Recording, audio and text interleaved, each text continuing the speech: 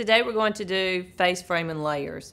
We're going to establish a guide and just add a little soft layering just on the very front. We won't put layers in any other part of the head. Sometimes clients come in and they just want that little extra right around there, and they don't really want all of their hair layered up, and this is the way that you would do it. You always need to establish what's the shortest piece that's going to be in there and what's your longest piece going to be. So ask your client, where do they want that shortest piece to come from? We also want to make sure that after we establish that, what is the actual amount, where's that hair coming from that we're going to cut? If you look at my mannequin, I have her sectioned off. She's not very deep in it. I went from the top of the ear forward, so it's just that hair on the hairline that hangs down. Same thing on the other side. It's from just in front of the top of the ear, not behind it. You don't want to go behind it because then you'll be cutting into your back hair and you'll get your shape look like it's two different pieces just stuck together. So if you do it this way, it'll flow from front to back. So I've determined that we want to establish a small guide. Take a small piece from the front, center, and we want to go approximately 2 inches from the chin, below the chin. So if you put your comb on the chin and then go down 2 inches on your comb, which is here, and that will establish the length that we're going to use. Just enough so that we know where we're working from is all.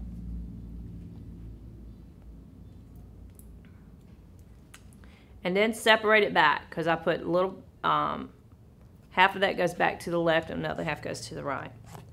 So what we're going to do is create soft layering between here and here, the longest piece. So we're going to have really sharp shears.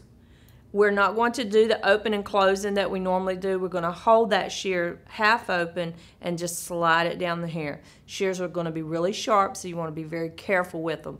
You also have to be careful with tension, because if you go in straight and hard, then you'll cut too deep into it. You want to keep a really nice angle on it and move it forward and do like a C almost, a C curve into it, and it'll keep those layers moving longer and longer as you go.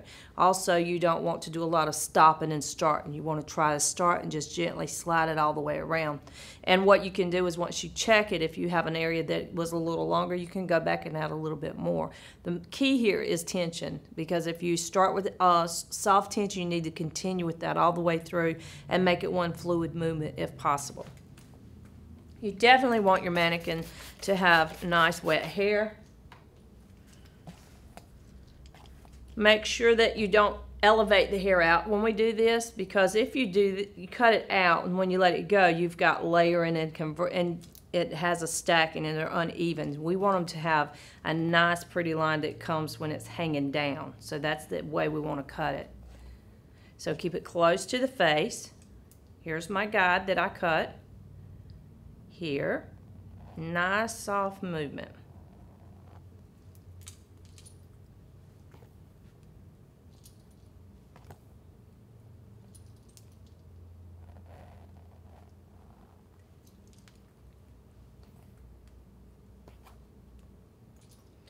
Remember that we're not creating a straight 100% solid line. You want it to have nice soft, but when you look at it, you do want to see it start dropping and getting longer and increasing in length as it goes down.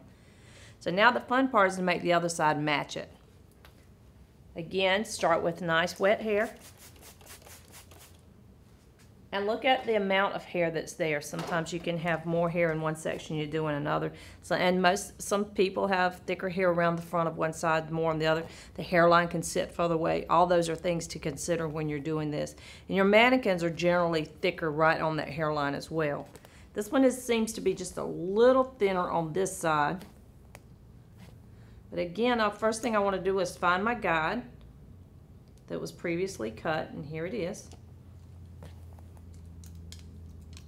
I'm going to try to stay out of the frame of the camera so you can see.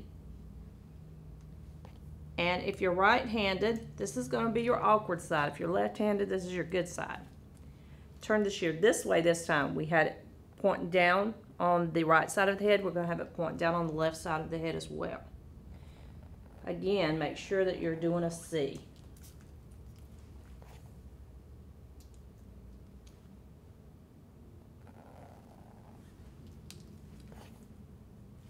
Then you need to check your layers to see how well they're matched. If you pull them in the same section down and forward to the center, we're looking to see if one side is equal in length as the other. And she's very close. And all I'm doing is combing through and looking to see how those layers fell. I think she could use a touch right here.